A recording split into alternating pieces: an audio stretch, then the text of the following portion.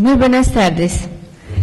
La Universidad Autónoma de Baja California, a través del Instituto de Investigaciones Culturales Museo, les da la más cordial bienvenida esta tarde a la presentación del libro ¿Que de dónde, amigo, vengo? 3 inmigrantes en Baja California. En esta ocasión nos acompañan en el presidium los autores del libro que nos ocupa, el maestro Alberto Tapia Landeros, la doctora Marisela González Félix, el doctor Mario Alberto Magalla Mancillas y el doctor Servando Ortol, y la maestra Araceli Bernal, quien fungirá como comentarista del libro. Todos ellos son investigadores del Instituto de Investigaciones Culturales Museo UABC. A todos ellos les damos una cordial bienvenida. Para dar inicio a nuestro programa, me voy a permitir leer algunos datos de nuestros invitados. El maestro Alberto Tapia Landeros tiene la licenciatura en Administración de Empresas por CETIS Universidad, maestría en Educación Ambiental por la UPN en el 2007. Uno de sus últimos libros publicados, Cultura del Paisaje, dentro de sus numerosas publicaciones. De igual manera, es profesor e investigador jubilado del Instituto de Investigaciones Culturales Museo UABC, con el cual sigue colaborando en la línea de investigación, cultura y medio ambiente. Fundador de la Cátedra de Derecho Ecológico en la Facultad de Derecho de Mexicali, de la UABC, editorialista ambiental del diario local La Crónica y colaborador de las Revista Universitaria de la UABC, así como también en la revista Con Caña y Carrete de Tampico, Tamaulipas. La doctora Marisela González Félix tiene doctorado en Historia con maestría en Ciencias Sociales por la Universidad Autónoma de Baja California. Su campo de estudio es la historia social y la historia oral. Su área particular de interés han sido los inmigrantes chinos, la historia de la Universidad Autónoma de Baja California y las élites empresariales en Baja California. Ha publicado diversos libros, capítulos de libros y artículos académicos arbitrados sobre inmigrantes chinos, historia de la UABC y empresarios de la región. Ha recibido múltiples distinciones y reconocimientos.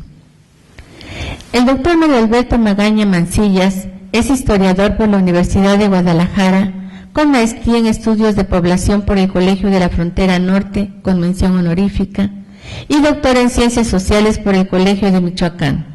Sus campos de estudio son la historia social, cultural y demográfica de los grupos humanos que poblaron el área central de las Californias durante los siglos XVIII y XIX desde la perspectiva histórica.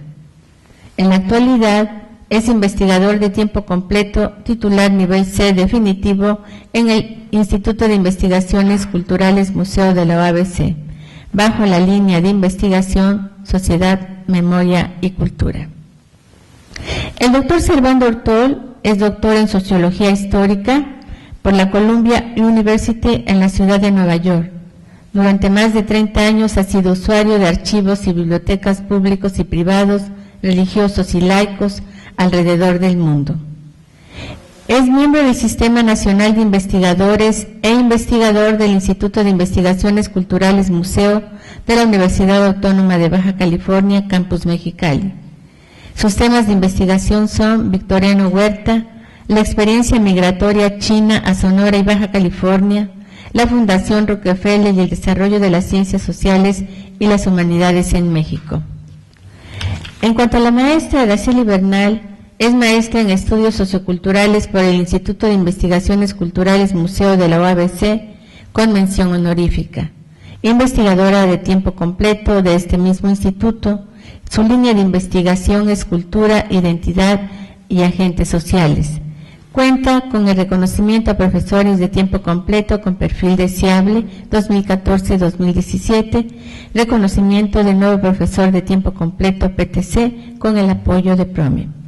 A continuación, cedo la palabra a la maestra Araceli Bernal, investigadora de este instituto, quien hará los comentarios pertinentes.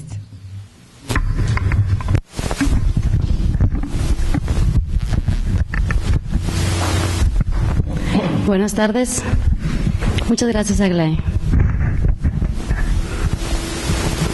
Muy buenas tardes. Quiero empezar por agradecer la invitación del doctor Servando Ortol para reseñar el libro y para proponer esta mesa, donde también agradezco a cada uno de los investigadores que están aquí presentes el día de hoy.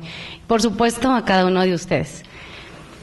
La Universidad Autónoma de Baja California tiene 3 funciones sustantivas, que es investigar, la docencia y la divulgación de la ciencia. Aquí en el instituto hacemos las 3 cosas, pero no sería fructífero hacer investigación si no se divulga. Y entonces ese es el ejemplo de llegar a este texto que de donde amigo vengo, que vamos a platicarles el día de hoy. Siempre me ha gustado escuchar historias. Mi padre y algunos de mis abuelos llegaron a Baja California de diferentes lugares del país. Mi madre nació en Ensenada, pero mi abuelo era de Michoacán. Mi madre me cuenta que mi abuelo se iba antes del amanecer a trabajar la tierra, deshiervar, arar, sembrar y cosechar. Vivían de lo que sembraban. Al tiempo tuvieron vacas y eso les daba leche, queso y por supuesto carne. Trabajaba todo el día hasta que el sol ya no se lo permitía. Mi abuela no tenía una tarea más fácil. Ella se quedaba en la casa que estaba construida de madera y en ese tiempo no había luz eléctrica. Tenía que acarrear agua desde un pozo para las faenas diarias y, por supuesto, hacer comida para todos.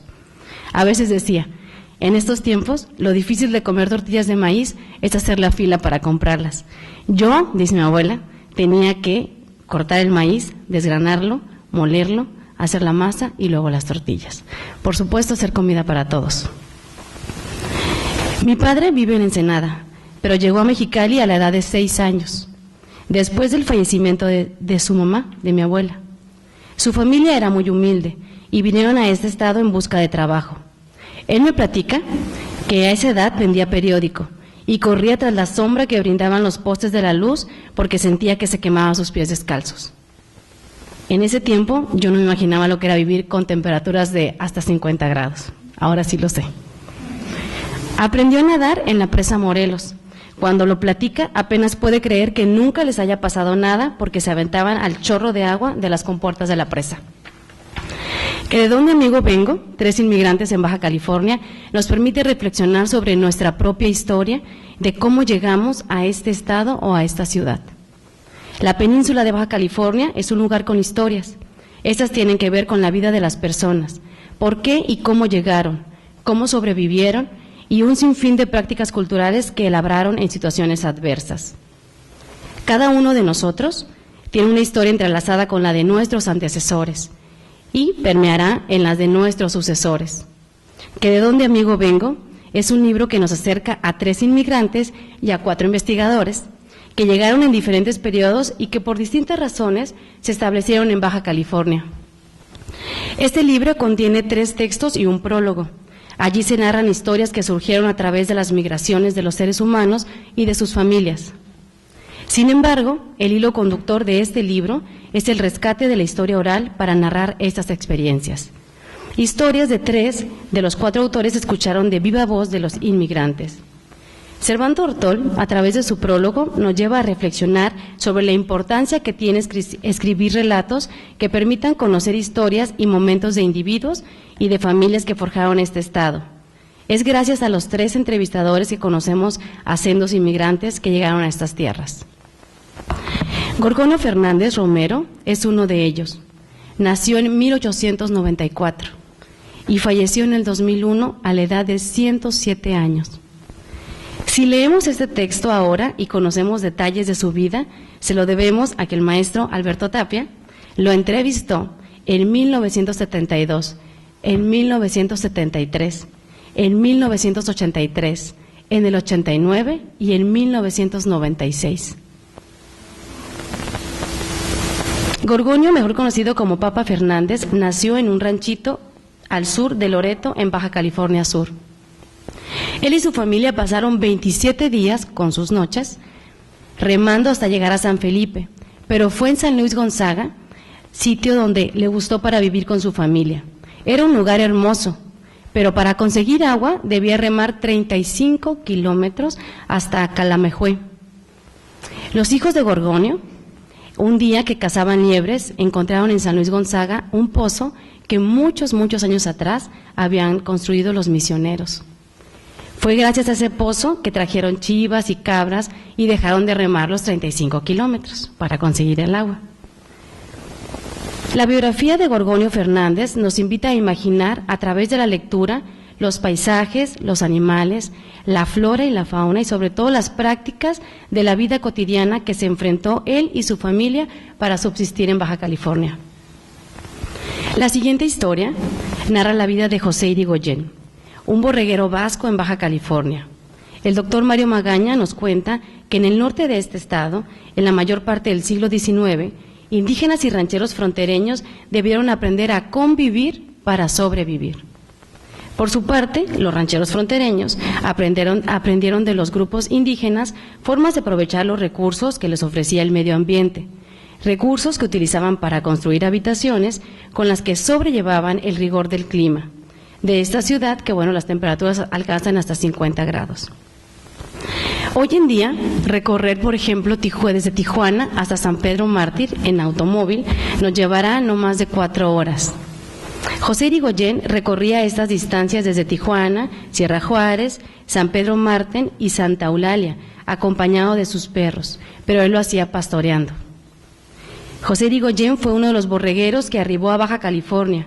Nació en 1905, en los Pirineos, Francia, y fue en 1997 cuando el doctor Mario Magaña lo entrevistó.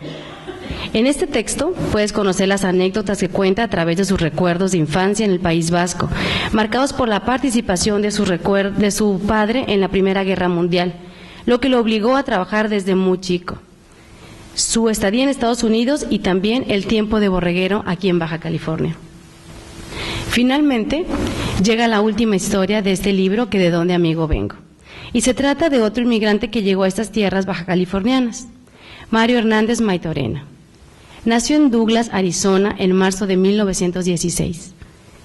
Fue un empresario activo toda su vida hasta el 2010, cuando falleció a la edad de 94 años. Sus padres eran mexicanos, aunque los antecedentes del apellido Maytorena, familia de origen vasco, en Sonora se remontan en 1805. La doctora Marisela González Félix fue quien lo entrevistó. Su historia inicia durante la Revolución Mexicana, tiempos de gran conmoción en todo México y en Sonora, por supuesto. Momentos difíciles. Los recuerdos de infancia de Mario Hernández se basan en los relatos de su madre. Ella le refirió que un día estuvieron ella y sus hermanas pegadas a una estufa, que por supuesto era de hierro, casi todo el día para resguardarse de una balacera. Por todos los problemas políticos de la época, su padre vendió el rancho ganadero que tenía en Sonora y fue así que Mario nació en Arizona. Mario Hernández Maytorena pasó en Caléxico casi toda su niñez y su juventud también. Trabajó desde los 15 años y decidió entonces que no quería ser empleado toda su vida. A los 3 años de trabajar por su cuenta, invirtió su dinero en una casa de cambio. Por su visión empresarial, Mario Hernández propuso grandes innovaciones a pequeños empresarios de Mexicali.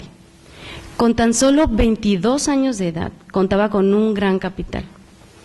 La doctora Marisela González Félix rescata a través de la historia oral la trayectoria empresarial de Hernández Maytorena.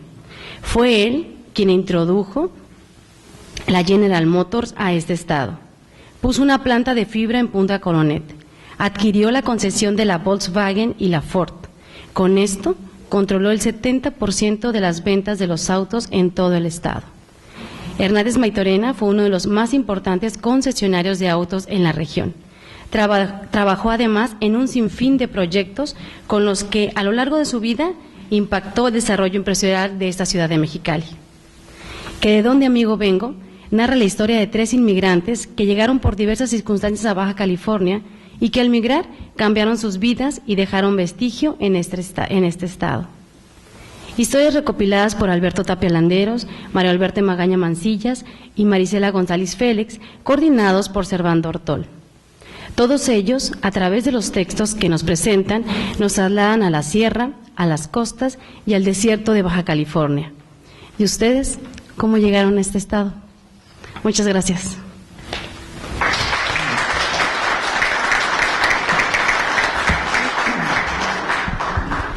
Vamos a ceder la palabra ahora al maestro Alberto Tapia y bueno, la orden de la presentación va a ser la orden que está en el libro, así como están de aquí para allá, y cierra Servando Ortol, que es el coordinador. Gracias, Marisela. Buenas tardes, gracias a todos por venir, mis amigos compañeros desde la secundaria, de viajes, de exploraciones, etcétera, nuestros compañeros del museo y otros públicos que se interesan en estos temas. Bienvenidos a esta presentación. Hace tiempo que la teníamos retrasada y qué bueno que se da hoy. Como nomás tengo 10 minutos para hablar y luego me van a ir sacando la de hasta que me corran, entonces voy a pasar rápidamente unas diapositivas para ilustrar lo que falta en el capítulo del libro que escribo aquí, y en la sección de preguntas y respuestas podemos profundizar sobre algunas. Bien. ¿Cómo? No, sí se ven todos, sí. Mi sujeto, mi amigo de muchos años, le llamamos sujeto o entrevistado los investigadores, don Gorgonio Fernández Romero, pues ya dijo muchos antecedentes a Araceli de él. Originalmente le había yo llamado a este capítulo El hombre que vivió en 3 siglos, ¿no? Porque efectivamente le tocó vivir todo el siglo XX y todavía alcanzó en el 2001, que fue el año en que murió. En esa foto que ven ustedes ahí en su tráiler que tenía en San Luis Gonzaga, yo creo que nunca viví en una casa formal, me la tomó mi hermano o mi hijo, no recuerdo, en el año 2000, murió al año siguiente. O sea, fue la última vez que yo platiqué con él y que lo vimos, sin embargo no lo entrevisté esa vez. Como vieron ustedes, las entrevistas que le hice fueron a lo largo de la segunda mitad del siglo XX, y 2 o 3 de ellas las perdí. Las notas que tomé y después publicaba en los periódicos, esos textos los perdí, no los pude analizar ni incluir aquí, y quedaron algunos misterios que vamos a ver después, que no pude aclarar con él. Bien, pues nos decía Araceli, ¿cómo es que conociste a tu entrevistado? ¿Y cómo es que lo elegiste para entrevistarlo? ¿Qué te llamó la atención de una persona, de un sujeto, no? Esta foto que ven ustedes, pues ahí me ven en 1956, 12 años, ese era mi grupo de viaje, de exploración, de pesca y de cacería. Sucede que mi padre era cazador, pescador, tenía una estación de gasolina y ahí se juntaban todos los pescadores y cazadores y planeábamos los viajes y yo crecí con ellos. Entonces, gracias a esta gente que apoya a un adolescente, pude viajar a muchos lugares del Golfo hasta dar en San Luis Gonzaga con mi personaje. Uno más, para que ustedes se den una idea de dónde está esto. Ahora, en la carretera federal número 1, la ven ustedes aquí, se va a juntar en Laguna Chapala con la carretera San Felipe, Laguna Chapala, vía Puertecitos, que va a ser la número 5. Ahí tenemos las Islas Encantadas, al sur de la cual, la punta de la más grande, que es Salvatierra, o que es San Luis también, ahí quedó hundido un barco de pescadores deportivos, todavía con 3 cadáveres en el fondo actualmente, y ahí ven ustedes la bahía de San Luis Gonzaga. La carretera pavimentada llega casi hasta donde dice carretera San Felipe, hasta ahí va más o menos el pavimento, yo creo que faltan unos 30 kilómetros para llegar a Chapala. Esta es una foto que tomé de arriba del cerro de donde está el campamento de Papa Fernández, ahorita les diré por qué, que es la bahía de San Luis Gonzaga. Punta Huilar es este pico de la izquierda donde hemos acampado muchas veces y también se llama Huilar, la isla que está enfrente. Y aquí a la derecha, al fondo, se ven esas casitas blancas, es Alfonsina Urquídez Valencia, una señora que se asentó ahí después de Gorgonio y que ya falleció, y esas casas que están arriba de Campo Papa Fernández son lo que había en 1972, esta fotografía. Para dar una idea de la belleza del lugar, ahora a colores, vemos en esta otra foto el caserío de Alfonsinas, que así se le dice Alfonsinas en plural, lo dice todo el mundo, y en un día de marea alta, por eso se inundó a este lado de la lengüeta de arena. Recientemente las mareas altas y el viento hacen que el agua se meta a las casas, que hay un hotelito ahí y un restaurante, y con el calentamiento global que aumentará casi por lo menos 1 metro para el 2050 el nivel del mar, quizás este campamento, este lugar desaparezca. Es una zona federal, no tiene propiedad privada ahí la familia, pero es un lugar encantador, ¿no? De la bahía es muy tranquila, hay que pescar, hay mucho que comer, que explorar, y esa bahía es el desemboque del cañón de Santa María, donde está una misión, la última misión jesuita que se construyó en Baja California, que permanece aislada, abandonada, porque es muy difícil llegar a ella. Para ir viendo algunas fotos de imágenes de mi entrevistado, aquí esta flecha azul nos señala a don Gorgonio Fernández Romero, un hombre pequeño, muy fuerte, poco se enfermaba.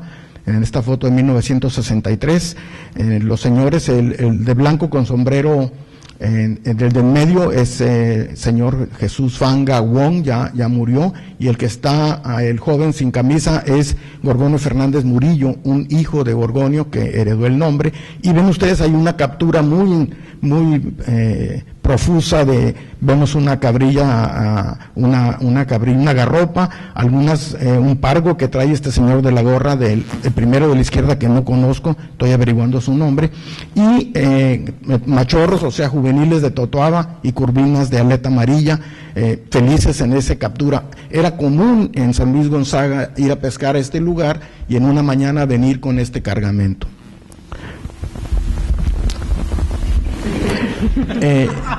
Esta foto de 1959 la puse porque es la más famosa, porque la regaló a muchos, la copiaron muchos, don Gorgonio, y a mí me encanta porque el Lucky Landing es un lugar que ahora está abandonado, donde están esas casas de madera que dan los pisos de cemento nomás. Ahí Antonio Reyes Vaca, que ya falleció también, Tony Reyes, muy famoso, el iniciador de la pesca deportiva en el Golfo de California, él se asoció con Gorgonio para pescar totoabas, y pueden ver el tamaño de las totoabas que había entonces, que no había la presión que hay ahora y que podían llegar a los 50 años de edad a 2.3 metros de talla y a 135 kilogramos de peso. La foto también se me hace interesante e histórica porque Gorgonio Fernández Murillo, el joven de la camiseta negra, fue el modelo del escultor que hizo El Pescador, una escultura que está a la entrada a San Felipe, en el Malecón, que no recuerdo si es de metal o es de cemento. Él se inspiró en esta figura y ahí inmortalizó al Chichí, como le decía su papá, y lo vamos a tener ahí por mucho tiempo. Este joven decía que él tenía un cuerpo atlético, y ustedes lo vieron en la foto anterior, porque era el motorcito de su papá. O sea, entonces no había motores fuera de borda y era el remero. Y don Gorgonio cazaba estas caguamas con su arpón en la noche enfrente con una lámpara y él remaba. También Regina, la esposa de Gorgonio, era muy buena remera, no hacía nada de ruido y podían sorprender con la luz a las caguamas, las tortugas de mar cuando abollaban y ensartarles el arpón. Eso lo describimos en el capítulo. Aquí quise poner un recuerdo de mi querido padre, que fueron íntimos amigos los dos. Gorgonio fue el que recibía a los pescadores, mi padre el que promovía que fueran para allá, y llevaron una amistad muy bonita, muy desinteresada. Mi padre la surtía de muchas cosas. Ya que se retiró mi padre, vivía ya semanas, se pasaba del año con Gorgonio. La foto que sigue es una muestra de lo duro que era vivir allá. No había carretera, no había ni camino, y él tenía instrumentos, tenía herramientas para hacer lo que fuera necesario de mecánica. Ahí está reparando mi tío Edmundo Landeros a la izquierda, Gorgonio en medio, y mi padre están reparando una llanta que se ponchó. Ya voy a terminar con las... Gorgonio se estableció ahí porque prometió una manda. Se encomendó a San Luis Gonzaga y le dijo, permíteme sobrevivir y quedarme a vivir en San Luis y te voy a hacer una capilla. Después en San Felipe un padre le dio una estampita muy pequeña del santo San Luis. Él le dice San Luis Gonzaga, no sé si hay un santo San Luis Gonzaga. Y la capilla es muy pequeña, y por más que hemos tratado de fotografiarlo mi hermano y yo, rebota el flash, no nos sale. pero con el tiempo vino un americano amigo de él y con láminas de carros abandonados en el camino, había muchos carros tirados en ese camino, los que no lograban llegar a San Luis, dobló, soldó, pintó, hizo la imagen de San Luis ahí, ¿no? Y don Gorgonio iba y se santiguaba y le rezaba cada vez que salían al mar al Santo San Luis. Ya para terminar, otro personaje que no alcancé a entrevistar como hubiera querido, Ramón González Camacho, alias El Pabilo. Esta foto en 1960, el otro es mi padre. Era un tipo que conocía igual que Gorgonio y me contó algunas cosas que luego les voy a comentar del valor que tenía Gorgonio para luchar con los monstruos marinos que él contaba había en el Golfo de California. El misterio que más o menos se resolvió, luego lo comentamos, es el de las palmas quemadas. En Baja California los oasis se incendian y yo quería saber quién las quemaba. Ahí estábamos examinando unas palmas quemadas precisamente. Estoy viendo yo una que está cortada, Pabilo está a un lado del Toyota cargado de leña, y don Gorgonio, todavía muy joven ahí, no recuerdo el año de esta transparencia, está contándonos sus cosas. El Pabilo también nos ayudó a salir en 1972, un 4 de octubre, que vino una tormenta tan grande que se acabó los caminos por meses, quedamos aislados con mis amigos, la familia Valencia. Pabilo es el que tiene el impermeable amarillo, y él trajo al señor de la camiseta azul, a don Miguel Valencia, se lo trajo a San Felipe a pedir ayuda, y nosotros nos quedamos allá a vivir 2 semanas comiendo arroz y pescado. Ahí teníamos una curvina colgada, oreando, ¿no?, porque se nos acabó la provisión. Y lo que quedó por resolver es la leyenda del bufeo. La evidencia objetiva que obtuve fue esta lanza. No es un arpón, no es para pescar, es para herir, y Gorgonio la traía en su lancha porque tenía el ataque de un bufeo, que veremos después qué puede ser eso. Un tipo interesante fue John Wayne, íntimo amigo de Gorgonio. Él le decía a don Juan, no supo que murió, yo a los 4 años leí la noticia que había muerto, y él decía, imagínese, amiguito, yo le llegaba a las costillas, era muy grande, decía don Juan. Pues no, era poquito más de las costillas, ahora vean la foto, ¿no?, aquí. Entonces, para terminar, pues algo que me queda muy en mi corazón, en mi espíritu, ¿no?, de este viejito encantador y sabio porque sabía sobrevivir donde otros no lo hubieran hecho. Él decía esta frase, ¿no? Es ahí, con el santo en la capilla, donde los hombres dejan su valor y se enfrentan al mar con el razonamiento. Una filosofía esencial para sobrevivir en un lugar como este. Si se ha hecho el valiente, quizás no hubiera contado su historia y yo no estuviera hablando de él ahora, ¿no?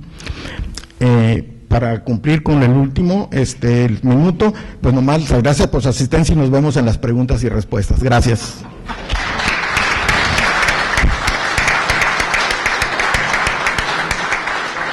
¿Tú no traes cinito? No, yo no traigo cinito.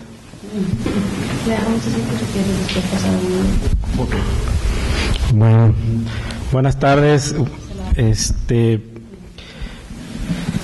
Bueno, después de las palabras de Alberto, la verdad uno se queda sin mucho que decir. Yo nada más quiero hacer 2 anotaciones para pasarle luego la palabra a mis compañeros.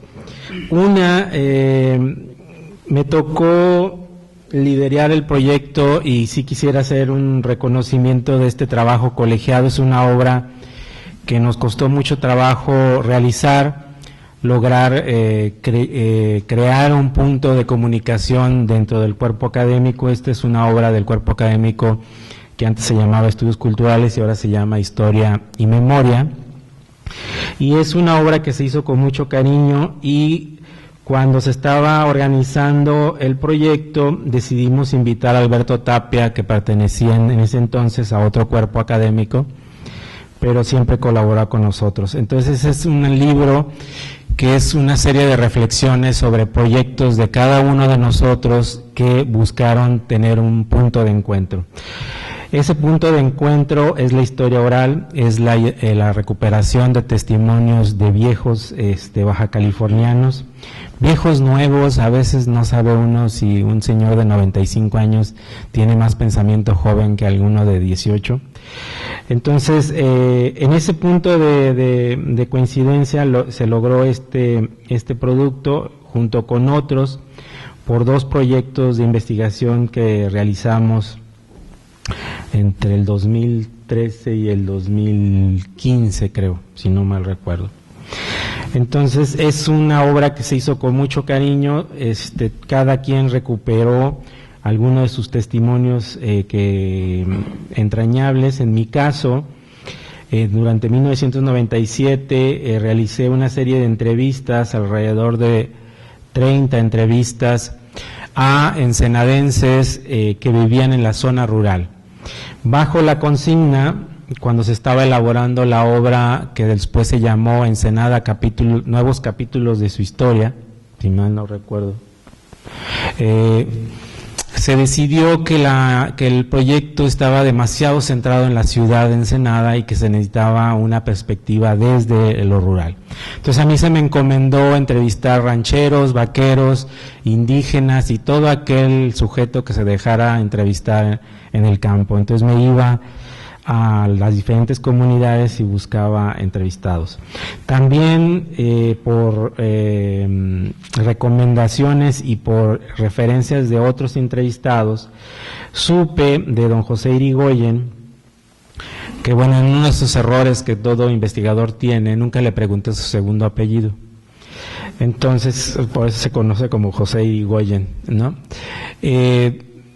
Me dijeron que estaba retirado, que era uno de los principales borregueros de Baja California de la primera mitad del siglo XX, y que estaba retirado en una casita cerca del centro en la ciudad de Ensenada. Fui a buscarlo y muy amable empezamos a platicar durante 3 sesiones bastante complejas, ya que empezaba a tener olvidos por la edad. Y además tenía mucho tiempo solo, porque había fallecido su esposa. En una parte le dedico una sección a la esposa ausente, pero siempre presente. Y fue muy interesante poder ver esta idea de una perspectiva de Baja California desde un inmigrante vasco que hasta la fecha en que lo entrevisté, que ya andaba por los 90 años, seguía teniendo un acento y una sintaxis vasca del idioma vasco, y era muy interesante. Resultó muy complejo hacer la transcripción y hacer una edición leíble de la entrevista de don José Irigoyen. Creo que se logró una buena narrativa sin perder la parte de la oralidad, pero siendo legible para lo que don José quería transmitir. Y bueno, ahí ustedes pueden ver lo que era la vida de un borreguero entregado a sus 2 pasiones, bueno, 3 con su esposa, que eran los borregos y los perros. En ese sentido yo me sentí muy identificado con don José Irigoyen. Incluso en el libro viene una fotografía, porque le dije, bueno, don José, en una sesión penúltima que resultó ser la última, le dije, quisiera tomarle una foto para el registro de la entrevista. En todas las entrevistas que hacíamos tomábamos una foto de la persona que entrevistábamos, y él me dijo, sí, pero con mis perros. Y ahí salen 3 perros borregueros, que son de los más o menos parecidos a los Border Collie. Ahora yo tengo una Border Collie. Y eso es muy interesante, es otra de las partes que les puede parecer muy atractivos de esta vida, en la cual en la sierra el borreguero, el vaquero, se enfrenta a la naturaleza, y generalmente el otro es la mascota, el otro que ayuda a soportar el desierto, ayuda a soportar el pastoreo en la sierra de San Pedro Mártir, es el caballo, el perro y la pistola, como decía don Licho, otro entrevistado de Santo Domingo. Entonces, esta es una vida que quise rescatar, porque es una vida que otros parecerían simples. Muchos de mis entrevistados no querían ser grabados porque decían que su vida era intrascendente, que no habían hecho grandes cosas. Pero si ustedes leen la vida de don José Irigoyen, es un personaje muy interesante. En las comunidades como Santa Catarina todavía se les recuerda a don José Irigoyen y a su hermano, que falleció mucho antes, por ser estos borregueros que realmente respetaban a las comunidades y que compartían con las comunidades la ganancia del negocio. Don José siempre pagó el derecho de paso. Aunque las comunidades indígenas Santa Catarina y La Huerta no tenían posesiones sobre las zonas de pastoreo, don José siempre pagó por el uso de paso. ¿Sí? Siempre le regalaba un borrego o 2 o 3 según las necesidades. Y bueno, les recomiendo leer la parte sobre sus comentarios sobre los indígenas, que son muy interesantes, de alguien que vivió muchos años con ellos. Y pues léanlo, mejor, cómprenlo y léanlo. Muchas gracias.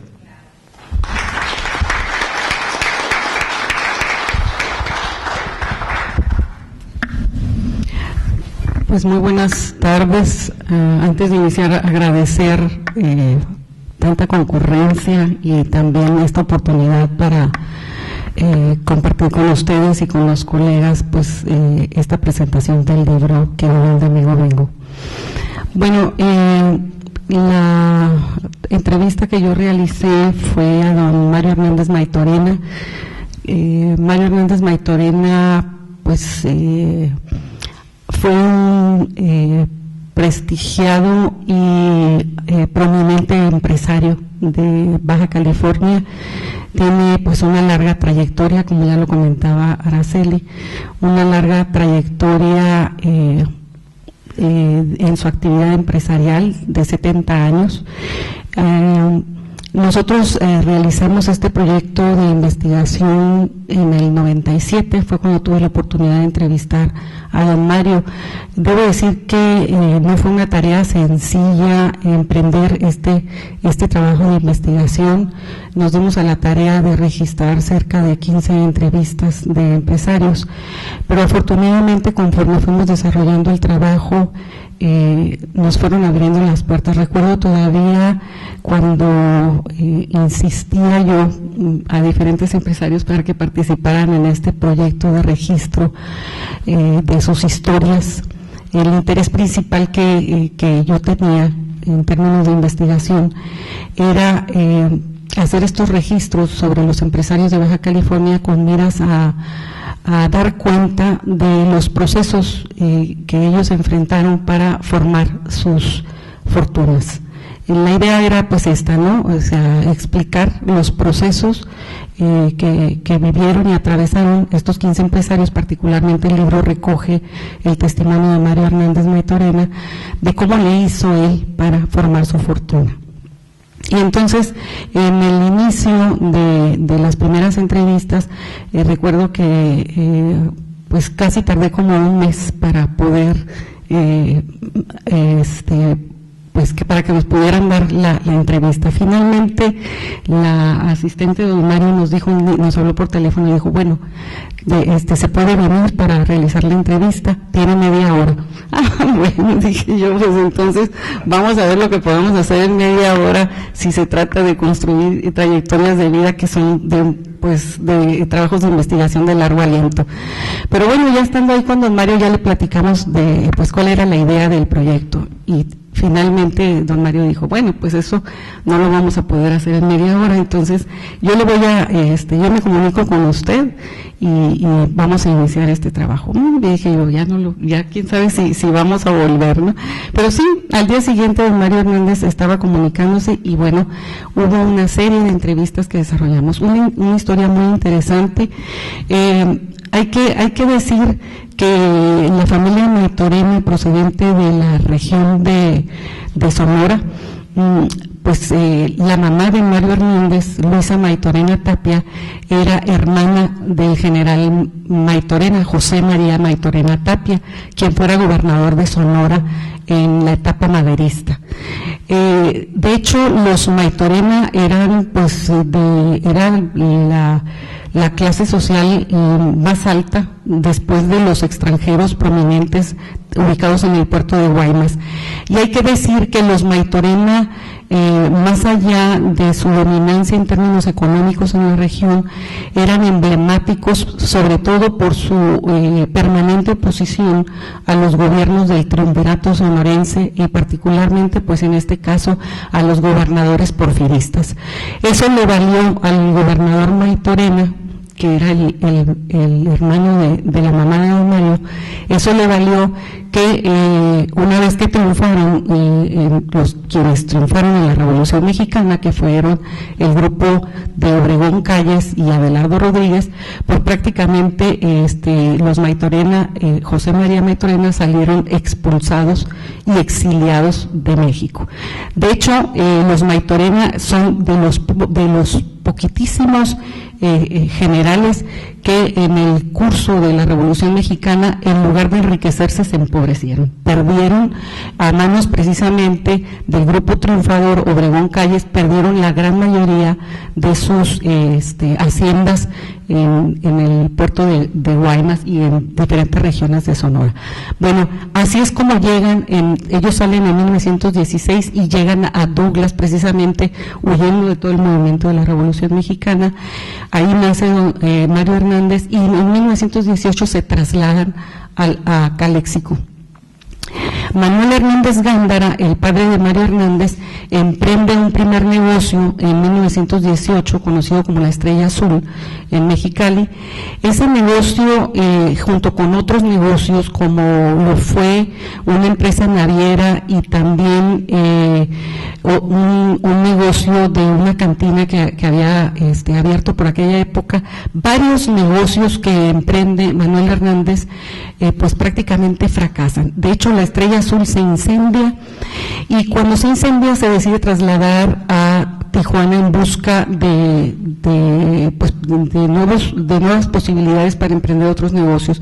Resulta que ya estando en Tijuana emprende el negocio del Banco de la Baja California, pero ahí en la Baja California, en la zona de Tijuana, estaba el Banco del Pacífico, que sería propiamente la competencia del Banco de la Baja California de Manuel Hernández Gándara. De acuerdo con el testimonio de Mario Hernández, pues el Banco de la Baja California enfrentó una serie de medidas pues típicas de la competencia, al punto que el banco de Manuel Hernández Gándara terminó por cerrar sus puertas frente a la competencia del Banco del Pacífico, que era propiedad, entre otros, de Abelardo L. Rodríguez, de Baron Long y de Whitehead Bowman. Ellos tenían, de acuerdo con el testimonio de Mario Hernández, ellos tenían también en su dominio, pues eran propietarios también del hipódromo, de varios negocios relacionados con el vicio y el placer. Y bueno, en la mayoría de estos negocios, dominaban prácticamente este grupo. Fue así que el Banco de la Baja California también fracasó. En términos generales, podemos observar, bueno, finalmente regresa Manuel Hernández Gándara, después de la quiebra del Banco de la Baja California, regresa a Mexicali y decide reabrir la Estrella Azul.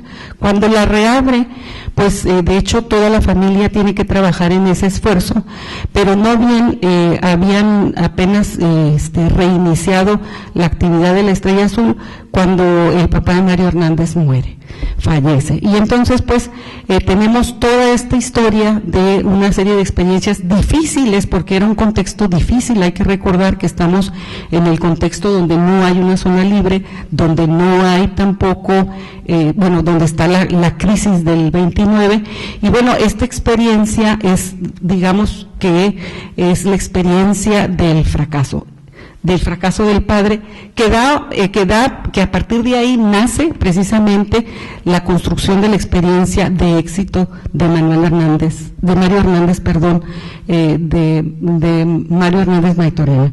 Mario Hernández emprende un sinfín de negocios, empieza con una casa de cambio. Bueno, entonces no eran casa de cambio, él se iba a todo lo largo de la frontera y compraba y vendía dólares.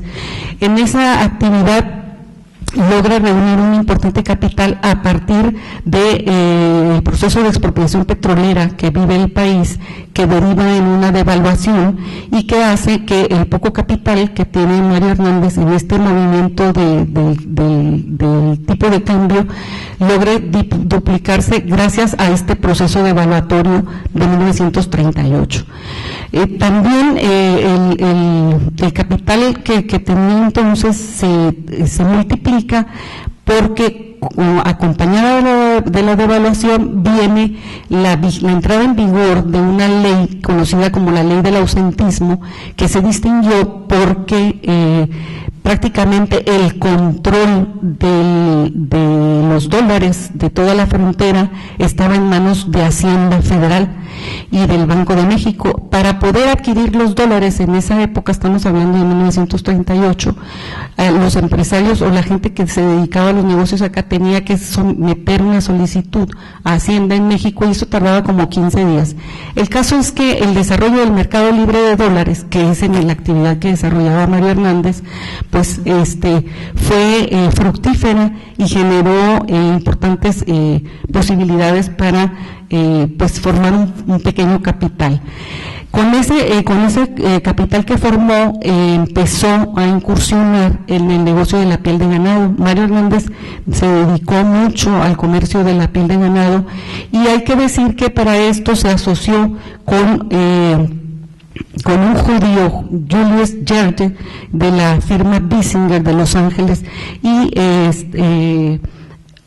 parece que ya se me está acabando el tiempo, voy a cerrar la idea. En la sociedad con la empresa Bissinger logró transitar también otra vez a todo lo largo de la frontera para adquirir en compra toda la piel de ganado que había. Hay que decir que Julius Gerde le recomendó a Mario Hernández, que entonces tenía 20 años, Julius Gerde tenía 65 años para entonces, y le dijo que recorriera toda la frontera mexicana recogiendo la piel, comprando la piel de ganado, porque la Segunda Guerra Mundial la entrada de Estados Unidos a la Segunda Guerra Mundial era inminente, y que entonces la piel, que en ese momento tenía un costo de $4, se iba a triplicar a $12. En ese sentido, pues la compañía le entró con cerca de $35,000 y Mario Hernández con unos $5,000 aproximadamente. Tenían una inversión de $40,000. Mario Hernández fue recorriendo toda la frontera y fue comprando, pero el procedimiento que él hizo, y esta parte pues son las partes novedosas de esta habilidad para el negocio del mercado en un contexto de guerra. Se fue recorriendo la frontera y, por ejemplo, llegaba con un coyote, que así se le llamaba al que vendía las pieles, y esta persona tenía, vamos a suponer que tenía 800 pieles. Le decía, ok, te las compro a $4. Entonces eran $3,200 lo que Mario Hernández tenía que pagarle por esas 800 pieles. Pero Mario Hernández no le pagaba los $3,200, sino que le daba un anticipo de $1,000 y el resto se quedaba a pagar a 60 días. Y entonces así se iba, de modo que con los $40,000 logró comprar cerca de $200,000 en pieles. Cuando él ya tenía los $200,000 en pieles contratados bajo palabra, porque entonces no se hacían contratos, sino que la palabra valía, entonces resulta que Julius Gerde se comunica con él y le dice, para esto, antes de esto, Mario Hernández empezó a sentirse muy preocupado porque tenía esa inversión de $200,000 en pieles, y resulta que frente a las declaraciones de guerra de los diferentes países, por ejemplo, si Francia decía me retiro de la guerra o no le voy a entrar a la guerra, o si Inglaterra declaraba que no entraría a la guerra, los precios de la piel bajaban. Si los países declaraban que entrarían a la guerra, la piel subía. Y en esa condición de fluctuación y de riesgo de la compra de pieles, pues prácticamente nadie le entró al mercado, y fue entonces cuando él adquirió esas pieles. Pero resulta que empezaron a haber declaraciones en el sentido de que ya no iba a haber guerra. Frente a esto, pues él dice, si no hay guerra voy a tener un mundo de pérdidas, porque ¿qué voy a hacer con $200,000 en pieles a $4? Y en eso recibe una llamada telefónica de Julius Jarriett y le dice, Mario, acaban de bombardear Pearl Harbor, la guerra está declarada. Una piel que valía y que él había comprado en $4, a la siguiente semana después del bombardeo en Pearl Harbor, valían $12. Ahí fue donde Mario Hernández formó su capital inicial y eso le brindó la posibilidad de abrir innumerables negocios, y con los que empezó fue con las compañías de hielo, las compañías automotrices más adelante también las concesiones, por ejemplo, de los aviones Cessna, de la Goodyear, de la Levi's, de la General Motors, de las concesiones Easy, en fin. Estamos hablando de un contexto de frontera, de un contexto de guerra que hizo posible que este empresario, bastante hábil en este tipo de negocios, pudiera acumular su capital inicial. Muchísimas gracias y ya me excedí.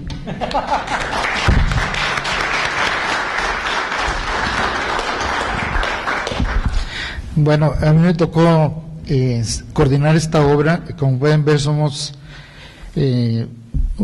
la metáfora del cuerpo académico, todavía no acabo de entender la que le llama PROMEP.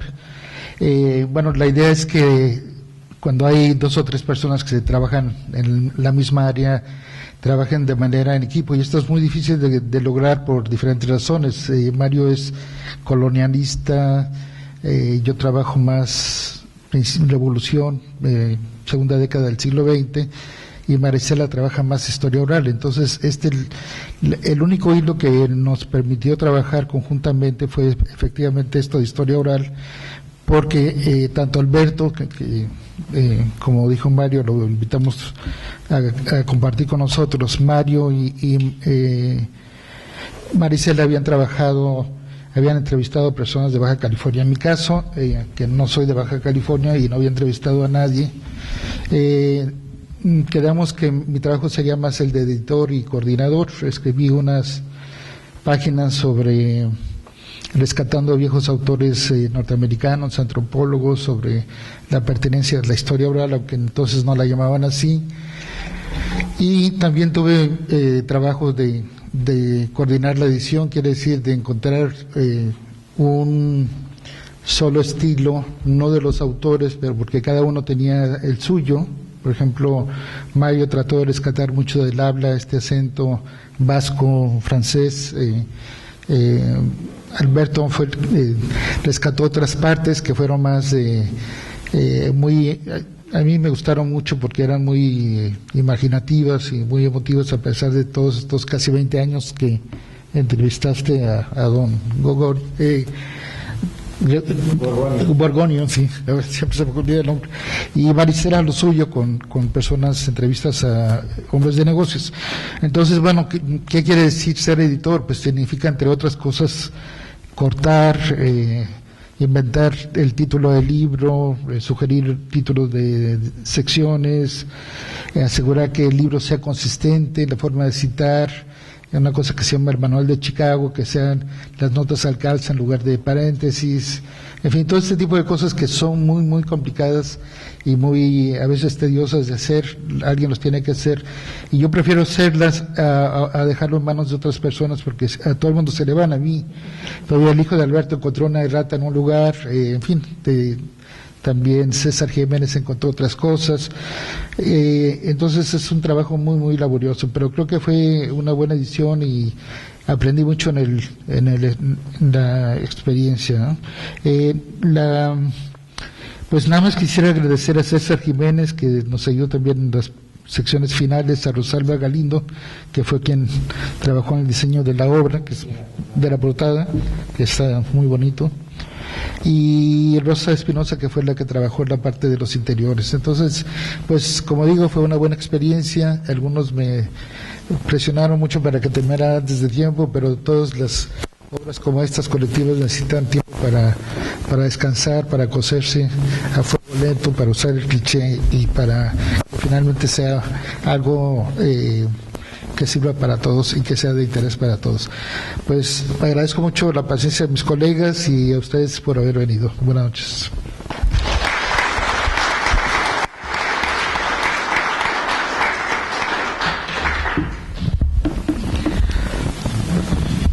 Pues aquí sí. No,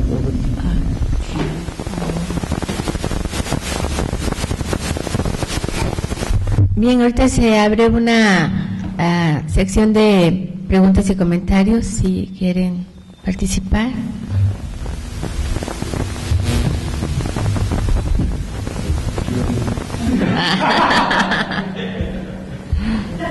Bueno, creo que podemos empezar que el joven dice por qué ahora vamos a esta parte. No, yo te comentar, pero fue muy rápido. Una disculpa por el tiempo, son muchos investigadores. Cada una de esas historias da para hacer una conferencia. Cada una de estas da para darles mucho más tiempo, está muy correteado 10 minutos.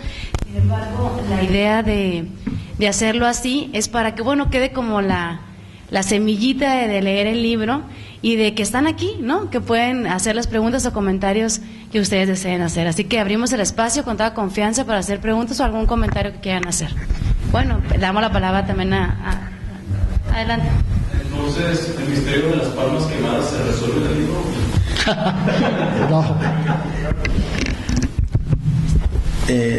No se resuelve en el libro. Antes de terminar ese capítulo, me regalaron un libro creo que es de Stanley Gardner, el descubridor, según Estados Unidos, el descubridor de las pinturas rupestres gigantes de la Sierra de San Francisco. Él voló muchos años en helicóptero. Mi padre lo conoció, Stanley Gardner, también lo conoció Gorgonio. Y un piloto que andaba con él y otro piloto de Ensenada, volando la península, son testigos de ir viendo un oasis, un palmar, y ver estallar en fuego el palmar. Entonces sobrevolaron, dieron vuelta y daban vueltas y no había ni ranchos, ni caminos, ni gente, ¿no? Gorgonio decía que los locales quemaban las palmas, el follaje seco de las palmas, porque ahí se esconde el león, decía el puma, y luego les caían los aguajes a las cabras, a las chivas. Entonces, esa era su teoría, pero él nunca me dijo que haya incendiado una palmera. Y este señor que vio esa combustión espontánea, podríamos decir, fue interpretada en técnicos en Estados Unidos como que los palmares de Baja California son tan secos y cuando hay viento caliente, aire, la fricción de una hoja con otra de las secas, se produce una estática que una chispa hace que se incendie la palmera. Ahora, la palmera no muere, nomás se quema el follaje seco y sigue viviendo. Eso lo interpretamos ecológicamente como que es el fuego es parte de la ecología de esa especie, de ese ecosistema, ¿no? Por eso yo en ese entonces pues no sabía, todavía no conocía esto, y cada vez que veíamos palmas quemadas, pues llegábamos, nos acercábamos, le dábamos la vuelta, buscábamos huellas, imaginábamos cómo se quemó esto donde no hay nadie, ¿no? Y ahí dejé mi interés, mi curiosidad se acabó cuando leí eso, este testimonio de los pilotos. No sé si sea la respuesta al misterio de las palmas quemadas en Baja California, no sé si lo sea realmente.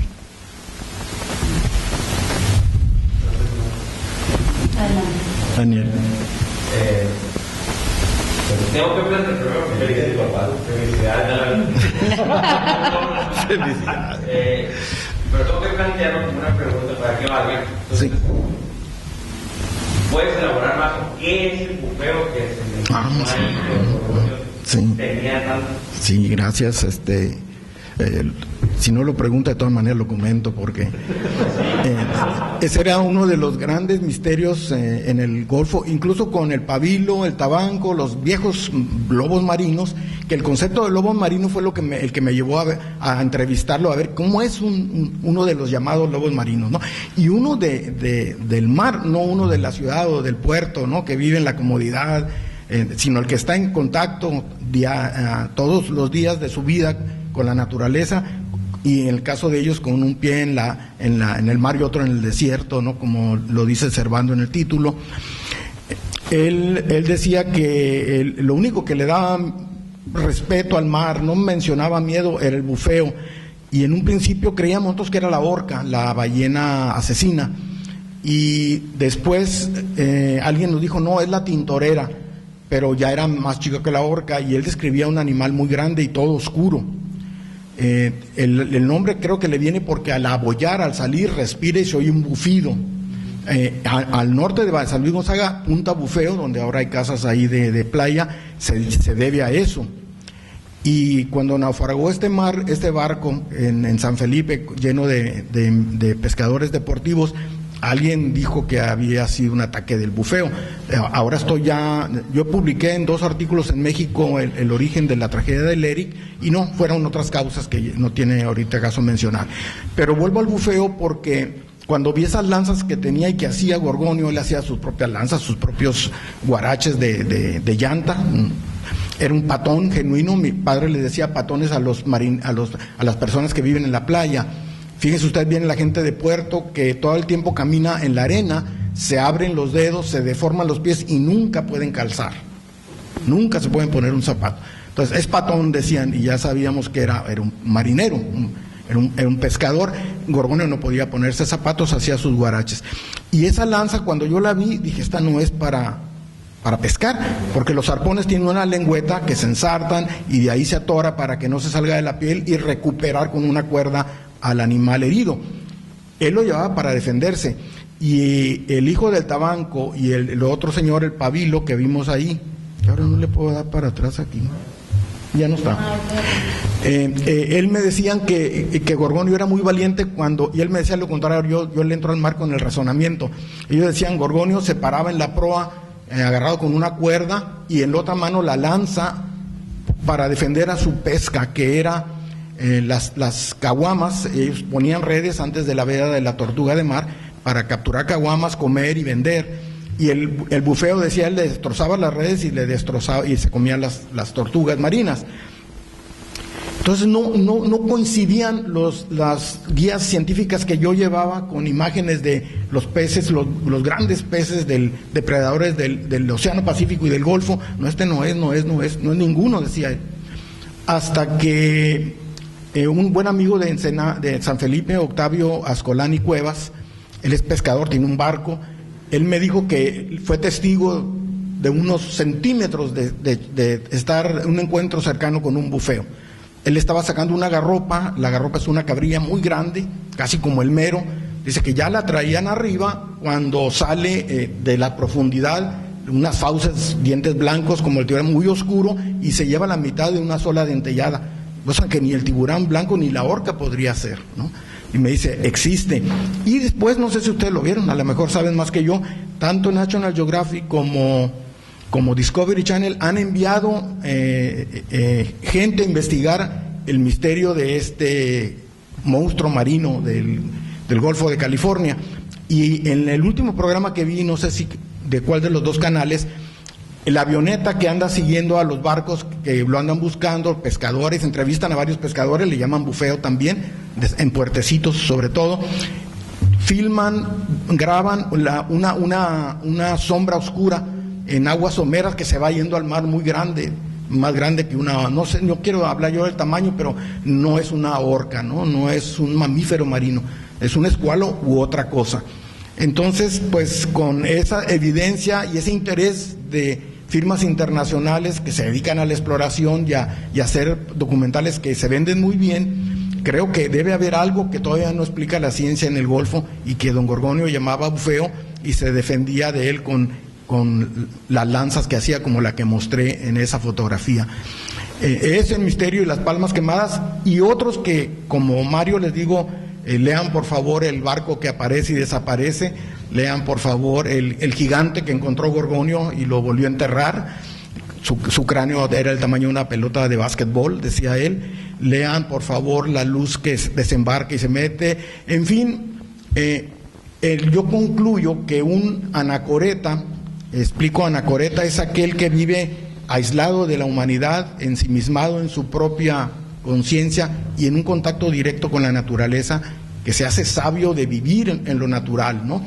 Y ese anacoreta, sin una escolaridad, sin la internet, sin una biblioteca, sin tener académicos que le digan, se explica la realidad de alguna manera.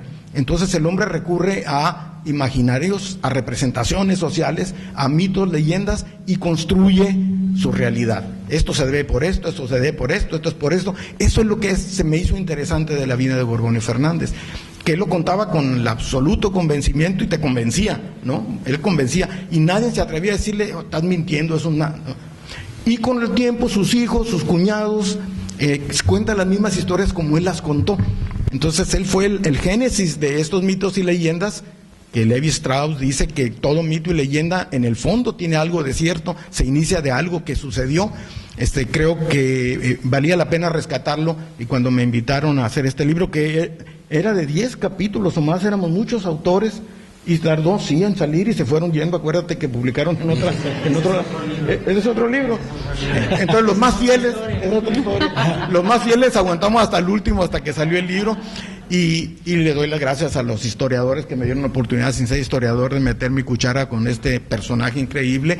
Y no crean que porque estoy viejo tengo un montón de personajes que publicar, no. Es muy difícil encontrar un sujeto así, no es cosa de todos los días. Ojalá los tuviera, ya estuviera armando esas historias, pero armo historias de otras cosas de todas maneras, ¿no? Esa es la respuesta a lo del bufeo. Quería que quedara, porque hay la posibilidad de la existencia de una especie que todavía no conocemos, ¿no? Gracias. Dime. Yo no sé si la pregunta sería para Maestro Octavio o para Magaña, pero a los dos hermanos.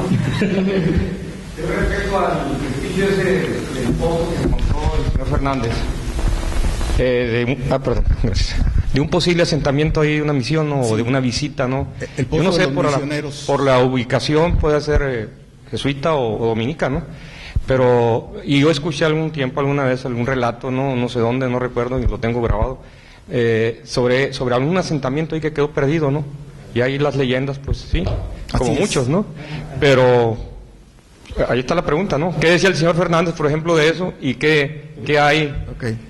¿Qué hay de cierto en cuanto a un asentamiento por ahí, no? El pozo sigue ahí. La historia que viene de los Fernández es que, como decía Araceli, cuando ellos llegaron a San Luis Gonzaga, tendrían que ir al aguaje de Calamajué a cargar agua en barriles, remando, rodándolo, subiéndolo a la lancha, y traían el agua y la cuidaban mucho por eso. Y él dice que una tarde, que estaban cansados de comer pescado, ya vivían con él sus cuñados, sus cuñados, tomaron el 22, dice él, es un rifle calibre 22, fueron por unas liebres para comer carne roja, se sentaron abajo de un lipúa, al palo verde todavía le dicen lipúa, como la gente de Baja Sur, y vieron muy parejo la arena, limpiaron la arena y eran unos a piedras muy bien acomodadas. Entonces empezaron a destaparla y dijeron, no, aquí hay algo, vamos a volver. Y días después destaparon y era un pozo muy bien ademado, que encontraron agua en el fondo. Al principio era un poco salada, después ya que le sacaron más mejoró, y eso lo salvó de tener que ir a Calamajué. Con eso le daban de beber a las chivas, que es el único animal que puede vivir en esas zonas. No pueden tener gallinas, no pueden tener otros animales. Y unos científicos americanos se llevaron parte del ademe, de lo que está ademado el pozo, y le dijeron que era la época misional, porque estaba hecha el ADM, la pasta con la que unieron las piedras, de concha quemada, ceniza, cal y no me acuerdo qué otro componente. Y en la punta del campo de Papa Fernández hubo la misión, decía él, la misión de la playa que hizo el Padre Quino, decía él, y el Padre Quino nunca estuvo en Baja California. Yo después le enseñé los libros para que viera que no. Y esa misión, yo escribí un artículo en la revista Calafia, que se llama Una misión de San Luis Gonzaga en Baja California, porque hay una misión de San Luis Gonzaga en Baja Sur. Lo que pasa es que aparentemente hubo una visitación, De ahí desembarcaban las carabelas que traían provisiones para la misión de Santa María que les mencioné. Hay una vereda muy ancha que el licenciado Garavito ha caminado hasta la misión, que fue hecha con mulas, con caballos, y estudiando el diario de Joaquín de Arrillaga, José Joaquín de Arrillaga, que fue gobernador de las Californias, él dice: llegamos a la misión de San Luis y esperamos 3 días a que llegaran las bestias para cabalgar hasta la misión de Santa María. Y en varias ocasiones dice la misión de San Luis, y en toda la historia de las misiones no existe una misión de San Luis en el estado de Baja California, solo en Baja Sur. Entonces, tiene razón al decir que hay la probabilidad de que el pozo y esto juntos sean indicios o sean todavía vestigios de un asentamiento misional del siglo XVIII, a finales del siglo XVIII. Entonces, sí es posible que, si él fue el primero que llegó ahí, y ya había un pozo enterrado, pues puede ser que haya sido, o no digo de piratas, porque también él contaba historias de piratas, pero sí de la época misional, quizá del siglo XVIII o antes, posiblemente. No hay misión de San Luis, ¿verdad? No, es que ahí me acabo de pelear en el internet con algunas personas que no conozco y creo que ya me odian. Bueno, no es novedad. Porque dicen que aseguran que hay la misión de San Rafael. Entonces le dije, no hay una misión de San Rafael. Y me dijeron, ¿estás usted seguro? Le digo, tengo 25 años estudiando a los dominicos y a las misiones y no hay. Pero ¿está usted seguro? Porque a lo mejor no estudió lo suficiente. Entonces yo dije, bueno, ahí ya decidí cortar el asunto y me pusieron una fotografía aérea del sitio de la misión de San Rafael, ¿no?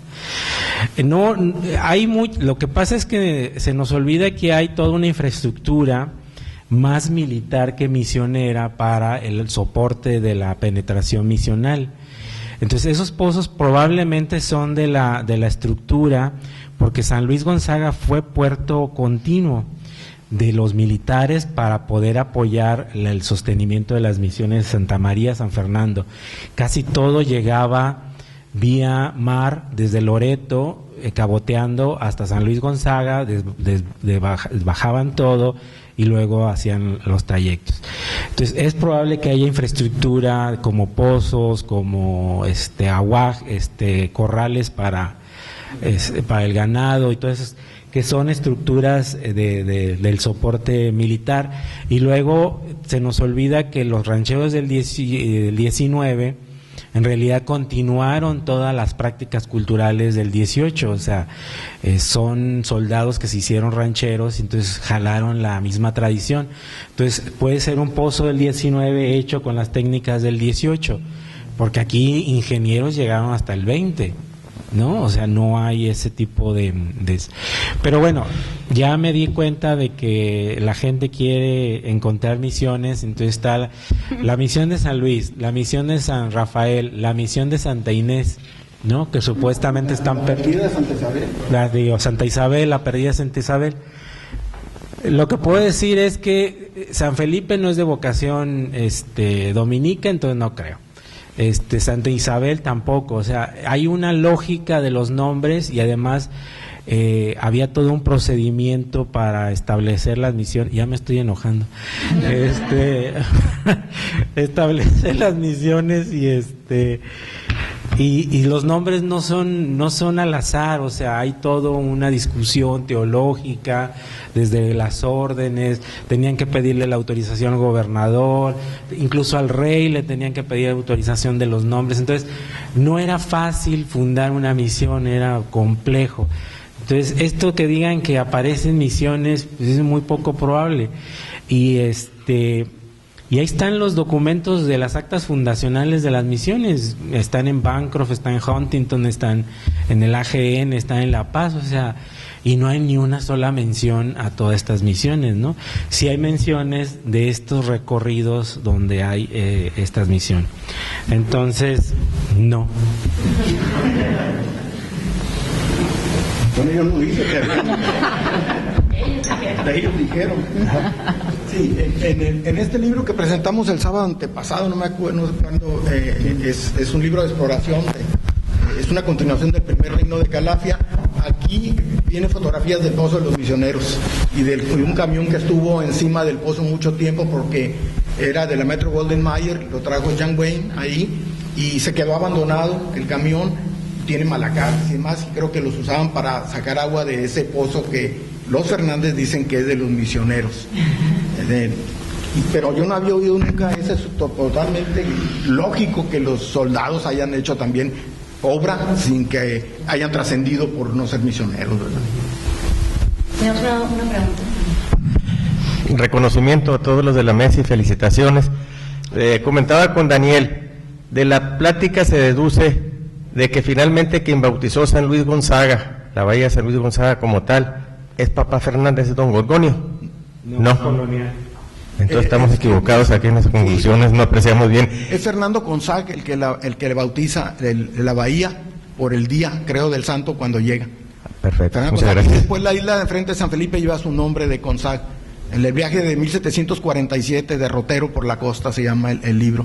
Sí, él ya sabía bueno, quizás cuando pasó ahí no sabía el nombre, le dijeron en San Felipe, y entonces habló con un padre que le diera la estampita, pero ya estaba bautizado, igual que San Felipe de Jesús, ¿no? El puerto de San Felipe. Sí, eran nombres muy conocidos para principios del 20, ya estaban muy arraigados en la gente, los nombres coloniales. Gracias.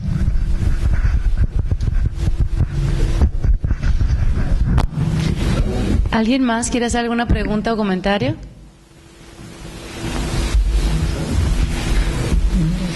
¿Alguien de la mesa quiere hacer algún comentario? ¿Ya? Ya no, porque les quité el tiempo. Ya se va. Bueno, pues agradecemos la presencia de cada uno de los investigadores por darse el tiempo de venir a compartir y de hacer esta parte de la divulgación de la ciencia, que es muy importante, ¿no? Que genera conocimiento, y queda la invitación para que lean el texto está aquí afuera, el costo nada más es de 80 pesos, también lo tenemos en la biblioteca para el que no lo pueda adquirir ahorita pero lo quiera leer, con mucho gusto está ahí para que ustedes lo puedan pues leer y verificar ahí los datos. El agradecimiento para ustedes por haber estado aquí con nosotros y le damos un aplauso a todos nuestros investigadores. Gracias.